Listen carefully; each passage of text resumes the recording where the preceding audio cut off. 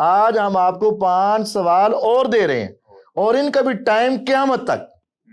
پہلا چیلنج ویسے چھٹا ہے، آج کا پہلا چیلنج کہ حضرت رسول اللہ صلی اللہ علیہ وسلم نے، سیدنا علی رضی اللہ عنہ نے، حسن رضی اللہ عنہ نے، حسین رضی اللہ عنہ نے یا کسی اہل بیت نے وضو کرتے وقت ننگے پاؤں پر دھونے کی جگہ پر مسح کیا ہو، دھونے کی جگہ پر مسح کیا ہو ننگے پاؤں پر وضو کے اندر، ہمیں کسی ایک صحیح سند سے دکھا دو، ٹائم قیامت تک ہے. دوسرا چیلنج، رسول اللہ صلی اللہ علیہ وسلم نے رکوع سے پہلے ہاتھ چھوڑ کر نماز پڑھی ہو، کسی ایک حدیث سے ثابت کر دو، ٹائم قیامت تک ہے. تیسرا، اور یہ بڑا چیلنج ہے، ٹائم اس کا بھی قیامت تک ہے لیکن سمجھنا ہے، سیدنا حسن رضی اللہ عنہ، سیدنا حسین رضی اللہ عنہ، سیدہ فاطمۃ الزہرا رضی اللہ عنہ، سیدنا زین العابدین رحمہ اللہ یا کسی ایک اہل بیت نے سیدنا علی رضی اللہ عنہ کو پکارتے وقت مولا علی کہا ہو یا علی مولا کہا ہو. ایک ہے حدیث کا ذکر، وہ ایک الگ بات ہے.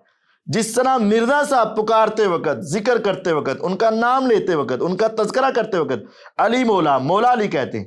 حضرت حسن، حضرت حسین، حضرت فاطمہ، حضرت زین العابدین رحمہم اللہ ورضی اللہ عنہم اجمعین، انہوں نے حضرت علی رضی اللہ عنہ کو پکارتے وقت، ان کا ذکر کرتے وقت، ان کا تذکرہ کرتے وقت مولا علی کہا ہو اور اس طرح ان کا ذکر کیا ہو. ہمیں کسی ایک صحیح سند سے بھی دکھا دیں، ٹائم قیامت تک ہے، نہیں دکھا سکتے. چوتھا ہمارا چیلنج مرزا صاحب نے کہا ہے کہ تحکیم کے موقع پر عمر بن عاص رضی اللہ عنہ اور ابو موسیٰ اشعری رضی اللہ عنہ نے ایک دوسرے کو برا بلا کہا. یعنی جنگ صفین کے اندر جب فیصلہ ہوا تو ان دونوں صحابہ نے ایک دوسرے کو برا بلا کہا. ہم کہتے ہیں مرزا صاحب ٹائم قیامت تک کسی ایک صحیح سند سے یہ ان کا ایک دوسرے کو برا بلا کہنا صحیح سند سے ثابت کر دو. اور پانچواں اور ویسے 10واں چیلنج یہ ہے کہ حضرت حسین رضی اللہ عنہ نے حضرت حسن رضی اللہ عنہ کی زندگی میں یا ان کی زندگی کے بعد صلح حسن کو منسوخ قرار دیا ہو. مرزا صاحب منسوخ کہتے ہیں نا.